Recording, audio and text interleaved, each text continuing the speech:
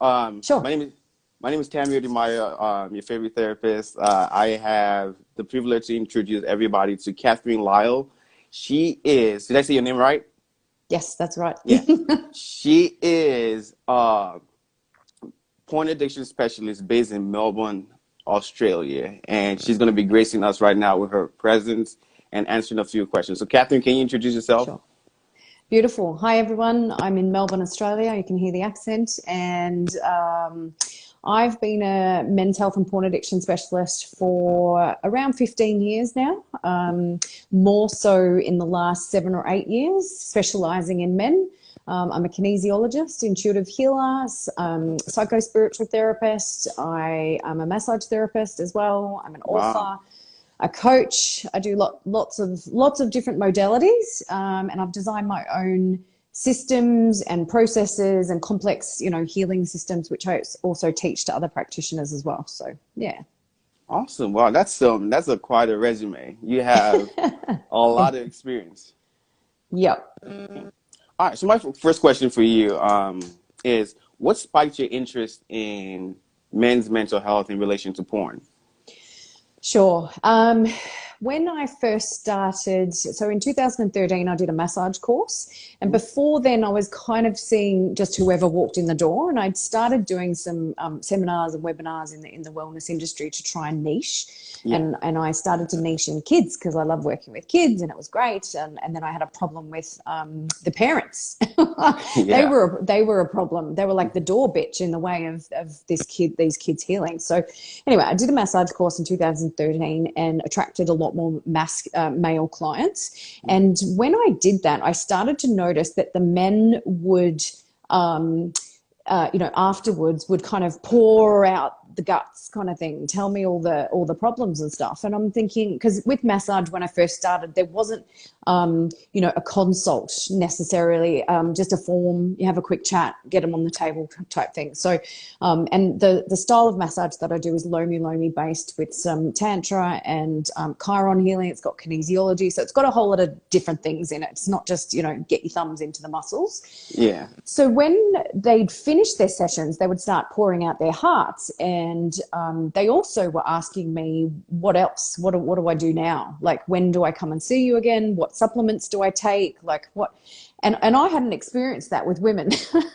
The women would come in and almost like they were going to the day spa, and then just you'd never hear from them again. And then they'd come back with the same issues and off they went again. And so I really was attracted to that, men wanting to do the work, which I had a belief system that they didn't, as most people do in society, is that they don't want to ask for help when they don't do the Yes. work. And yeah.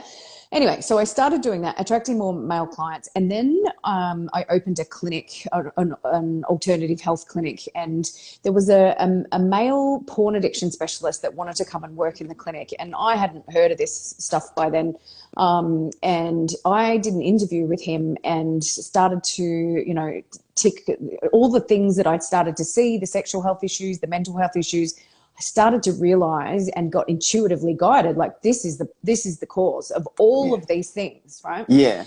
So then he never came to work with me, but I changed my form to say, how often do you watch porn? That was it at that stage. Do you watch porn? And it was 100% of clients. And I'm thinking something's going on here, because there was a whole lot of erectile dysfunction. There was men that couldn't orgasm. Then there were the guys that had premature ejaculation, and all of them had mental health issues. And we all know that the rates of suicide in men is really, really high, especially here in Yes. Australia. And it's and it's 80% is men. And my brain started ticking over, and I started to do my research, and I started to, look at other people's research. And then I started to do my own research in terms of, surveys and getting the data, because what I was actually seeing, I needed to prove, and I knew that. So I did that. I proved it. I came out with my first book, and I got slaughtered in the industry, and everyone said I was full of shit, that I was shaming men. I was a pioneer in this area. Yes. And there's a number of people that do this now, but 7 years ago, this wasn't really a thing. And the people that were talking about it were academics. So they would stand on stage and they would say porn is no good for you, and it leads to sex trafficking, and all of these moral kind of conversations. And I'm thinking, hang on a minute, these guys are sexually dysfunctional, and they're all suicidal, and they've all got mental health issues, and no one is talking about this. So that's kind of the long story short of how I ended up working with men. My strong belief is you cannot work with men if you don't address this issue. It's my research came back 97% of the men surveyed are watching porn. So, if you link that we can talk about that in a second in terms of what it does to the brain, but you look at the suicide rates and you've got the answer right there. So, yeah. Yep. I think it's very, very impressive that like in your journey into becoming a porn addiction specialist, you realize that compared to the women that you worked with, a lot of men had a different vibe per se when you were working with them, and you realized the pattern. And the pattern was this porn, and behind the porn addiction is the mental health part, right? Yes. Yep. I do. Over the years, I do have very strong opinions in this area because I've treated thousands and thousands of men, and I've asked the same questions to the different guys for years and years and years, and I'm the only one in the world doing this the way that I'm doing it. I'm not the academic that stands on stage. I'm not the psychologist who says you were traumatized as a child.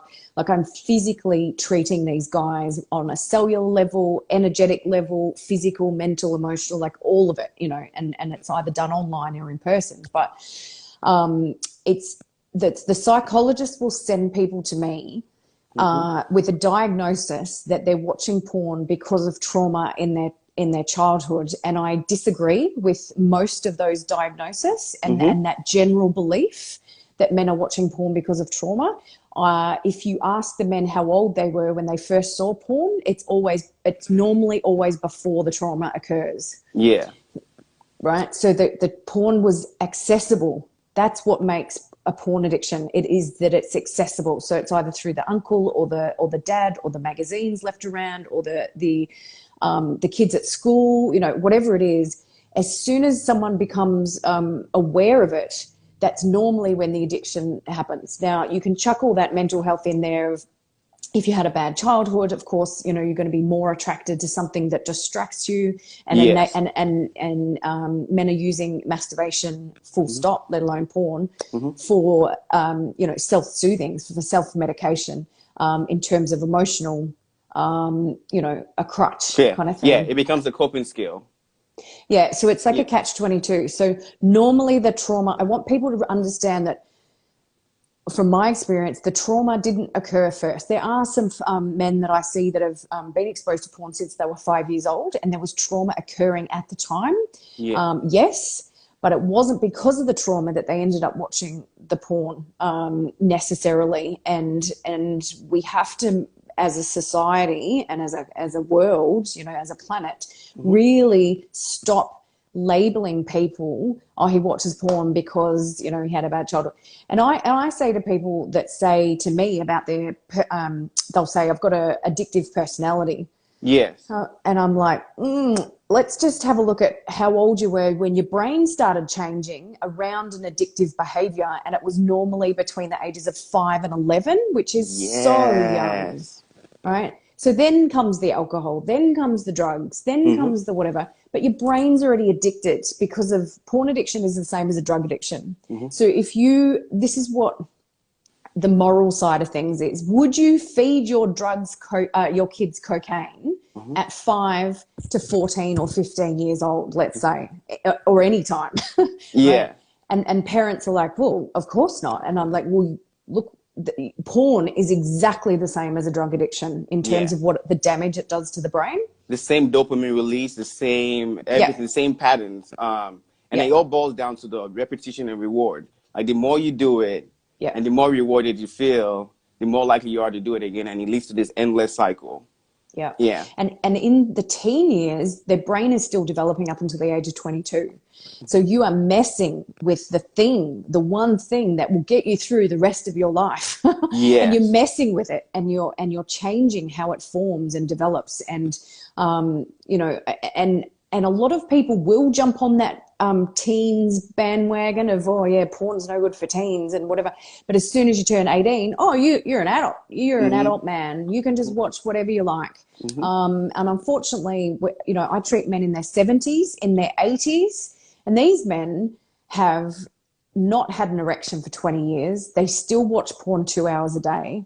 Like there's some stuff going on behind closed doors for all age groups that no one knows about, except for me and some other people that are working in this field. But yeah, it's not something that it's okay to ever watch or have, because it causes brain damage. Simple as that. So I mean, what areas of a person's life will be affected if the porn addiction becomes tamped, like becomes a dependency? So that's the other thing. The way that we measure, or the way that I measure this is, textbook addiction says that if you can't go without something for a month, you have an addiction, whether it's coffee, alcohol, drugs, porn, doesn't matter. Right? So that's just the law of the land. That's what the psychologist world have decided. That's what happens. Yeah. So I already knew that because I was seeing men in their 70s and 60s who were only watching porn once a month, but they were only masturbating once a month. So they had a reliance on it, and the, you know, the erection issues and everything was still there. So if you're watching it regularly, which we deem as once a month or more, then you have a porn addiction, right? And guys will be screaming over this right now, just saying, you don't know what you're talking about. I absolutely do, because what you can actually do is try and masturbate without porn, and that's when you'll see what's actually happened in your brain, in your body. You'll see all of this stuff. So that's what we classify as a porn addiction. It's the addiction. It's a neural addiction to the chemicals. It's not. You're not addicted to boobs and ass. I mean, you are, but you think you are, but you're not. What happens is your brain produces all the chemicals and hormones, the oxytocin, serotonin, dopamine. Gives this rush or this high or this peak, like a drug addiction, and then it crashes. And this is, everyone kind of knows about the dopamine hit, but they're not really aware of the crash. And when all of those, what goes up must come down, it's true. And when you crash like that, prolactin goes up in the body, which is a hormone that's responsible for erectile dysfunction, right? So the more you watch, the more you crash, the more your erectile dysfunction, prolactin goes up, causes ED. So you lose your energy, your chi, your life force energy every time you ejaculate. So I've got a whole article on unhealthy ejaculation, because I teach men how to have orgasm without ejaculation. So we're not trying to take away anything. We're trying to teach men how to be more sexual, more connected, multiple orgasms, full body orgasms, orgasm without ejaculation. So it's that whole sex god, you know, semen retention and, you know, all of the energy and breath work and stuff. So for anyone listening, we're not trying to smack you on the wrists and say, stop watching porn, it's bad for you. It's really bad for you. Please stop watching it, but we're going to teach you something different, which is something better. Yeah. And for those watching, please stay tuned, because she's going to introduce her book towards the end. I have a question for you based on a question from one of the people watching this right now. Is there any such thing as healthy porn viewing? No. Okay.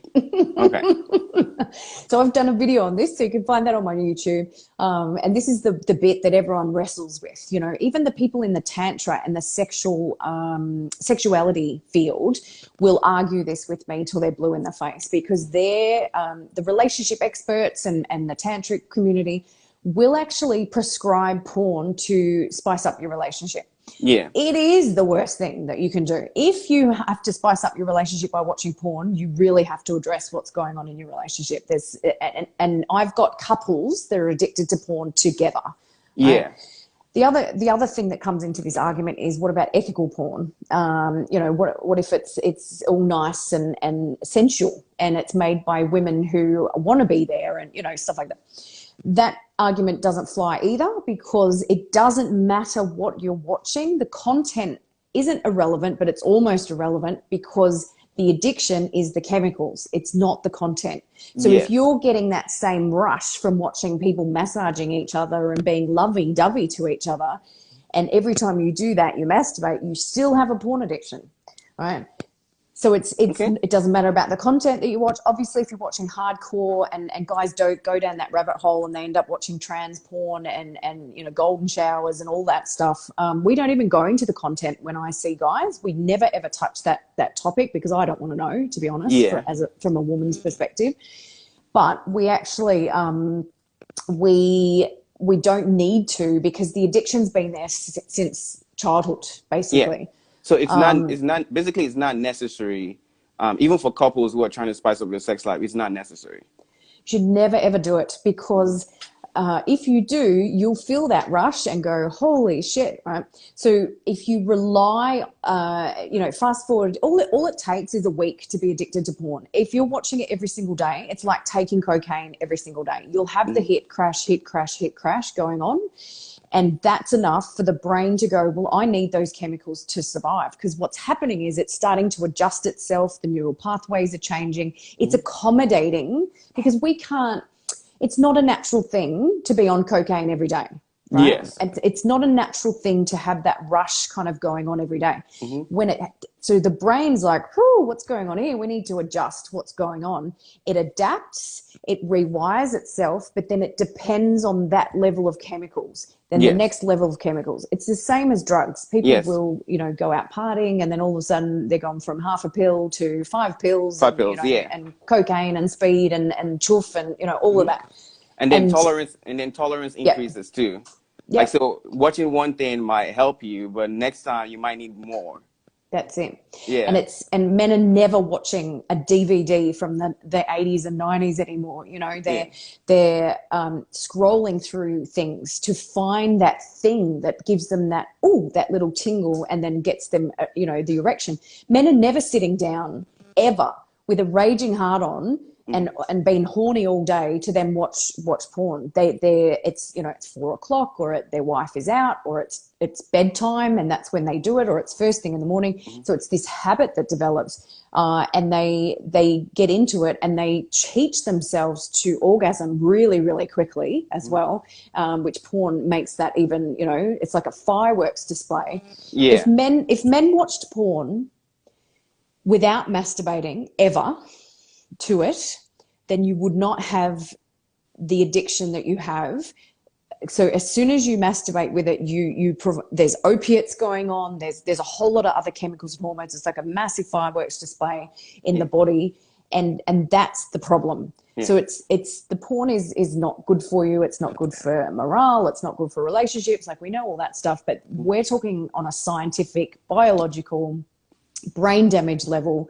And it does lead to suicide. It does lead to depression and anxiety almost in all cases. Yeah. It affects the frontal lobe, which is the emotional expression, decision-making, memory, focus, concentration. So a lot of guys that watch porn, especially daily, have agitation. They have low energy. They can't concentrate for very long periods of time. They're kind of always looking for the next hit. We call some of the guys supermarket guy. They call themselves that. They'll go to the supermarket. They see someone that's attractive. They have to go home and masturbate. There's all this shame that comes up around it. So it's never good. It leads to anxiety, performance anxiety, erectile dysfunction, self-esteem. Everything. Confidence. So the biggest thing, the very first coaching call that I do with people, I ask them, what do you bring to the table? As in in your current relationship or with a woman, because they don't know. They already know that they know they're damaged. They know that there's wounding. They know that they're not erect. They're inadequate sexually. They're taking Viagra. They're stressed all the time. They're failing in their relationships. They're failing in their work scenarios. It's like, what do you bring to the table? Give me 50 qualities about you that is amazing. And that can take them 90 days to actually fill that sheet in. Yeah. So so at the end of the day, is it treatable? Can you treat porn addiction? Yeah. Absolutely. So we start to see a change in about a 2-week period. You know, everyone knows about the brain in terms of developing a new habit takes 30 days, developing a new neural pathway takes 90 days. So it just depends, but you will see a change, right? Not like you have to wait 90 days. Sorry, my battery's going flat. You don't have to wait 90 days to see a change. Your erections should start to return after 2 weeks. That's why I have a 2-week challenge, so people can actually start to see what's happening The there. results. Yeah. Yep. And then the brain starts to rewire, the energy starts to return, the way you communicate with people will start to change, your concentration, your focus, and all the while you're actually learning to self-pleasure properly. So it's increasing energy, and we teach guys how to handle that. When their sexual energy actually starts to pick up organically, they panic. Yeah. What am I going to do with this? What about this erection? Where do I put this? You know. Yeah. So we have to teach men how to balance and harness their sexual energy so that they can actually increase it without being triggered and like relapsing. And yeah, so it's totally treatable. Absolutely. Wow. And does this work for women as well too? I have a couple of clients that are women, Yeah. that and obviously the erectile dysfunction is a little bit different, but it does affect the genitalia in terms of loss of sensitivity, just like it does with men, and definitely all the other brain stuff and the lack of energy. So I do put women on my 2-week challenge as well. It's just the instructions are slightly different because of the different genitalia. Yeah. But yeah, it's not. I don't find it affects women as badly, and the women seem to be able to pull the reins up quicker, and just once they realize what it's doing to them, they're like, I'm out. Right, Yeah. got it. I wonder You know? why. I wonder why. That's interesting. Yeah. I think men have dumped all in the one kind of connection is orgasm, masturbation, ejaculation, all of the emotions. There's a lot of stuff, and I've never met a female that has been watching porn since the age of when the boys do. Yeah. So I think when it starts that young, you've got no chance. You know, you do. We can help, but people just keep following that train and they don't pull themselves up. Whereas the women start a bit later normally, like either a bad relationship or, you know, they've left their husband or something and they want to explore their sexuality. That's normally the first place women, turn to, and they want to see what men are doing on there and why are they watching this amazing thing. And Yeah. Wow. Yeah. Basically, the younger you start, the more likely you are to be addicted. Yeah, I mean, they look at this with all the stuff. If your trauma was recent, you've got a better chance of clearing it in a shorter period of time when it comes to mental health than if you experience trauma at 5 years old and you've never had any therapy. So there's a lot of layers there that you actually have to undo. But we do see amazing results. Like I've had guys that quit porn just from reading my book because the realization of, oh my God, why am I doing this to myself? You know, and they can just shift it out straight up. So wow, thank you so much, Catherine. So how can people find you if they want treatment? How can people find your book? You know, how can people get in touch with healing? Yep. So Integrated Men's Health. So I've got a Facebook page, Snapchat, Instagram, LinkedIn. You can find me there, Catherine Lyle. I've got a free ebook that I can give everyone today, so we can put that link in the comments. And that's like 33-page ebook on porn addiction. It goes through everything we've talked about today. I've got a 2-week challenge, which is only $17, and that's a really good place for guys to start with the conscious self-pleasure and learning how to masturbate properly. And then there's the 30-day program, and then there's a 90-day program. So I've got clients all over the world, or they can come and see me for the hands-on kinesiology, integrated massage therapy. You can find everything on my website. So it's integratedmenshealth.com.au. And my new book is coming out hopefully in a couple of months, called the Uncensored Threat: Losing Generations to Pornography. And it covers everything from other people's stories to the toxic masculinity that's developed in society around this. And it's got some of my own personal stuff in there as well. So Awesome. Thank you so much, Catherine. This has been a lot of good information. You guys definitely check Integrated Mental Health out. If you have any questions, leave it in the comments, and then I will tag Catherine in it so she can answer your question on my page or either way. beautiful. Check it out. Thank you so much, and thank you for being on here. Thanks for having me. Okay. Have a good one. See you later. All right, everyone. Thank you guys so much for watching. Grab my book, How to Be a Mental Health Savage. It's available online, Amazon, Barnes and Nobles. Thank you so much for watching, and I'll have more interviews coming up in the next couple of weeks.